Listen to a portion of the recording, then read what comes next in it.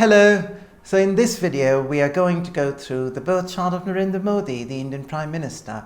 He's celebrating his 11th year in power. He has a very interesting chart and equally interesting personality. But first, his birth details. I always check out the details on Astrodata Bank, and here I found 3 details mentioned next to his time of birth. And amongst the 3 times mentioned there, I think his time of birth is 12:09 p.m. based on my analysis. I'll be sharing why I have chosen this time and not the others. And we go through different aspects of his life and hopefully learn some important lessons. Now his chart here, based on 12:09 p.m., the other details are as follows. It shows that his rising constellation is Anuradha. But before I go any further, I want to highlight in May 2014, he was chosen the Indian Prime Minister. So he was at the receiving end of a great honor. And if we go to the Dasha table right away to see if that can be explained from the Dasha table, you see here in the year 2014, he was going through Moon's Mahadasha, but more importantly, Jupiter's Antardasha. In the last video I've posted on how to read the Dashas, I've mentioned that the Antardashas are very important. And if the Antardasha is of Jupiter, you could find yourself at the receiving end of a high-ranking position. Now in his case, where is Jupiter placed? It's in the constellation of Dhanishta. In the video posted on Dhanishta, I have explained Dhanishta is all about fame. And when Jupiter is there in Dhanishta, it's a sign of worldwide fame. So immediately I see that most important life event in the year 2014 for him, where he became the Indian Prime Minister, that can be explained through the Dasha as he was going through the Antardasha of Jupiter. So that immediately makes me feel that this time of birth is the correct one. Now, one of the few things associated with Narendra Modi is that he's a very hardworking individual. There are rumors about him not sleeping much or staying awake because he feels a sense of duty perhaps for the nation he represents. And this is a very Saturn-like quality. Being very duty-bound, it's also a very Anuradha-like quality. So if you look at his rising constellation, which I was referring to previously, it's Anuradha and it's ruled by Saturn, this constellation. And Moon, most importantly, is also in the same constellation. So of all the nakshatras, 27 of them, I would classify Narendra Modi to be an Anuradha native. An Anuradha native possesses the power of dedication, which fits his personality. Anuradha is also about being in public service. Interestingly, in the video I've posted on Anuradha on the YouTube channel, please check out the comment section. People have mentioned that they also have Anuradha's influence in their charts and they are in public service. And that is evidence there that you can see Anuradha natives have a strong desire to serve the society. And they do so, most interestingly, selflessly. That's the quality of the constellation of Anuradha. Now Anuradha is ruled by Lord Mitra, that's the mythology, and you can check out more about it on the video I've posted on it. And Lord Mitra is also known to be the Lord of Friendships. One of the things Narendra Modi tries to promote is friendship. He's often quoted as saying the world sees India as its friend. So he's a promoter of friendship, and that is his political ideology, that we have to be friendly to everyone. And that is a very Lord Mitra-like quality to have, and he has that. Now, Anuradha, as I mentioned, is ruled by Saturn, and Saturn in his chart is in the 10th house. So generally speaking too, if you have Saturn in the 10th house, you are going to take your career very, very seriously. And when Saturn falls in the constellation ruled by Sun, there's every chance of you representing the government. In the video I've posted on the YouTube channel, titled Which Career? There's a section for government workers in which I've highlighted Saturn and Sun's relationship is an indication of the person's work somehow linked to the government. And he has now Saturn in the 10th in Uttara Phalguni, ruled by Sun. And Sun, incidentally, is also in the same constellation, Uttara Phalguni, and so is Mercury. So he has a very strong Anuradha's influence and Uttara Phalguni's influence. I also regard Uttara Phalguni very, very highly. As Uttara Phalguni is also a lot about fulfilling your obligations. It's about doing things honestly. You take great pride in fulfilling your promises, or you try to do everything possible to make sure that you have held on to your end of the bargain. When Mercury is there in Uttara Phalguni, the individual can be a very trustworthy business partner, in his case, a government partner, for example. So he has a strong influence of Uttara Phalguni and Anuradha on his chart. One of the criticisms Narendra Modi faces in his life is about being in the public eye too much, or being too loud on social media, or being in the spotlight more than necessary. And that, in my view, can be explained by Venus's position in the 10th in Purva Phalguni. Individuals with this combination are like shining stars. They always find a way to be in the public eye. They always grab the limelight, even without trying. Now here's an interesting comparison. You'd find this funny. Kim Kardashian, based on the details that I found on Astrodata Bank, also has this exact same combination. She also is a Scorpio ascendant. Narendra Modi is also a Scorpio ascendant. Kim Kardashian has Venus in the 10th in Purva Phalguni, just like Narendra Modi. The point I'm trying to make is, if you have Venus in Purva Phalguni, irrespective of which house it's occupying, you're likely to have a very magnetic personality.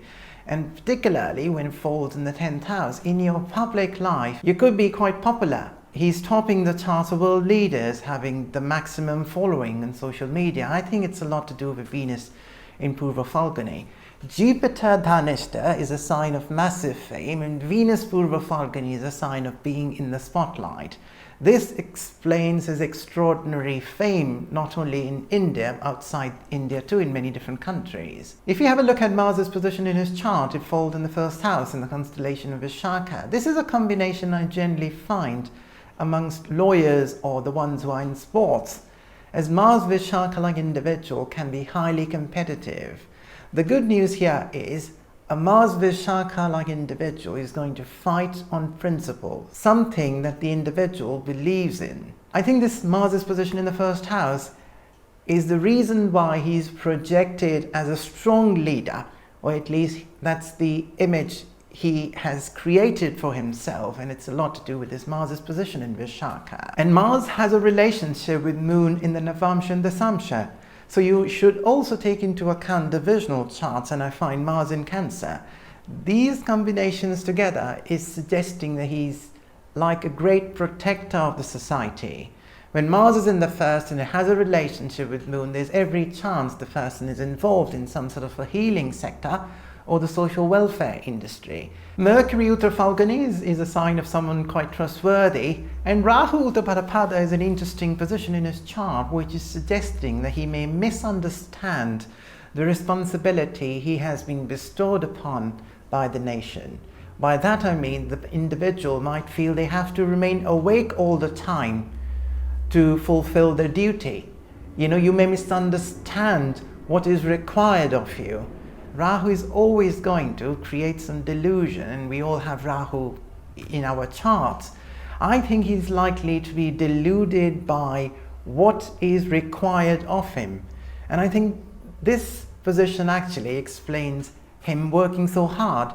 There are rumors that he hardly sleeps. He perhaps feels by remaining awake he'll be fulfilling his duty better. So that's an interesting position. And Ketu in the House of Money is an indication that he might remain detached from material possessions, and that has been his life story. Now regarding his personal life, now Saturn in the 10th is aspecting the marriage house. Career can be one of the main reasons why the person might choose to remain single.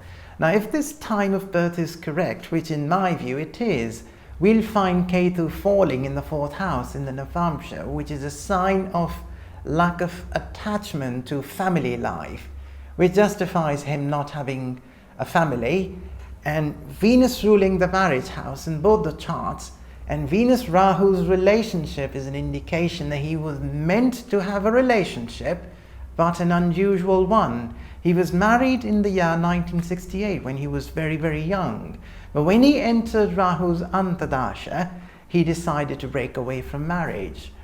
So Venus-Rahu's relationship always leads to the personal life situation being unusual, in his case marrying at such a young age, and then under Rahu's chapter you become some sort of a rebellion, try to move away, and that's what he did. Now let's go through the Dasha table, and before we do so I'd like to highlight his Atma Karak is Saturn. Earlier I mentioned his rising constellation is Anuradha, and that is ruled by Saturn.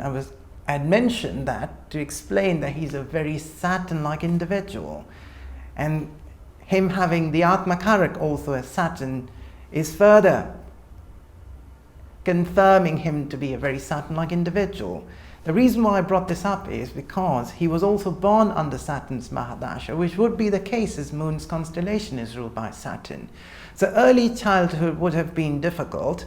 Thereafter he entered Mercury and Ketu. He had first signs of visibility in his public life when he entered Venus's Mahadasha.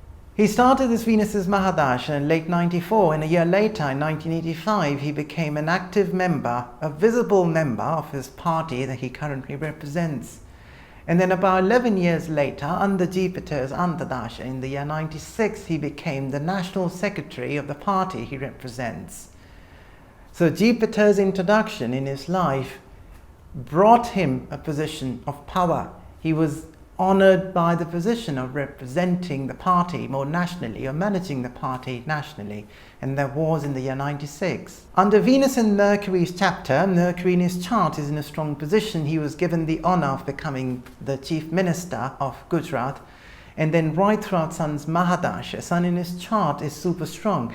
Now compare that to the life story of Bill Gates, who had Sun in the constellation of Swati, where Sun is weak. So at the beginning of Sun's Mahadasha, circumstances were so created in his life that he had to give up on his position as the CEO. In the case of Narendra Modi, Sun is ruling the 10th house in both the charts, the main and the Navamsha, and is super strongly placed in its own constellation of Uttara Phalguni, and that too in the 11th house. So rise in power was very, very likely under Sun's Mahadasha, and he remained in power as the chief minister of Gujarat right throughout this 6 years Sun's Mahadasha. So then he contested for the elections of prime ministership in the year 2014, and he was elected in May 2014, right in the middle of this Jupiter's Antardasha. That shouldn't be of any surprise to you now, that he was given that position under Jupiter, as Jupiter is strongly placed in his chart in Dhanishta, particularly when it falls in the 4th house. The 4th house, in my view, is a lot to do with the relationship one shares with people who one meets through one's work. And when Jupiter is there, he's seen as someone who can be a guide to the society. The 4th house is also to do with our society we live in. Jupiter signifies one being the guide, and Dhanishta signifies a position of power and leadership, and therefore being recognized as a leader. The 4th house is also to do with our neighborhood, or by extension our city or state or even country, or perhaps the entire creation. The 4th house is linked to that. So when Jupiter is in Dhanishta, the individual can be popular for one's involvement in public service, as the 4th house is to do with our society broadly. That brings me to what I mentioned right at the beginning, that I found different details next to his time of birth. 3 different details. 9:35 a.m. was the other time. If you go by that chart, you'd find Sun in his chart in the 12th house. That doesn't sit well with me, because that indicates he was likely to serve his country if he wanted to remain in public service in a place foreign, but he remained in his home state. With a strong 12th house association and other factors too, made me believe this wasn't making sense. And the other time of 11 a.m., which is more popular than the time of chosen, the Dashas didn't make sense.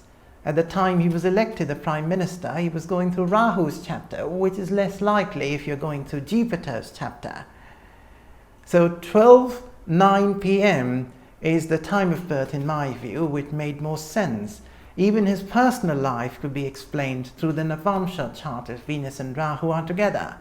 And Ketu in the 4th house is a sign of a missing family life. Now that cannot be applied universally. You have to take the entire chart into account.